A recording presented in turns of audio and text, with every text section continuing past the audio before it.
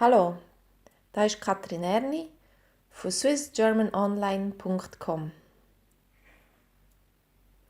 Das ist die Geschichte von der Simran. Sie ist aus Indien in die Schweiz gekommen, um Liebe und Glück zu suchen. Die Simran ist eine Top-Informatikerin. Sie arbeitet für eine Schweizer Bank. Leider ist das Arbeitsklima im Büro alles andere wie gut. Und sie muss jeden Tag viel Überstunden machen.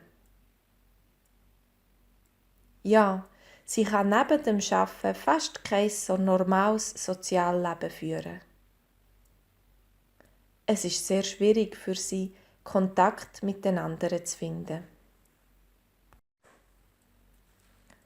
Es ist Feierabend und Simran ist auf dem Heimweg.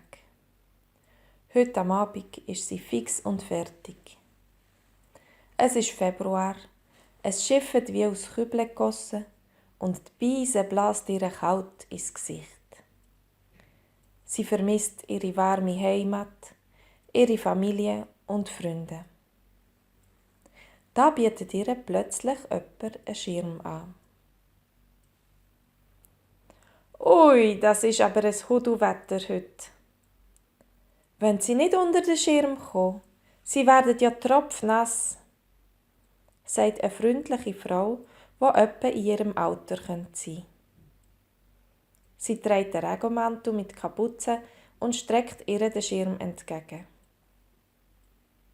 Überrascht schaut Simran auf. Sie versteht zwar nicht alles, aber sie nimmt den Schirm dankend an. Danke vielmals. Woher kommen Sie? Fragt die Passantin weiter.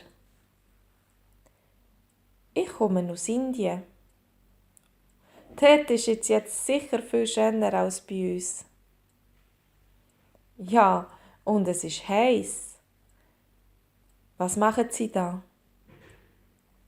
Ich arbeite als Informatikerin bei der Bank, aber ich habe mir das Leben in der Schweiz ganz anders vorgestellt. Wieso?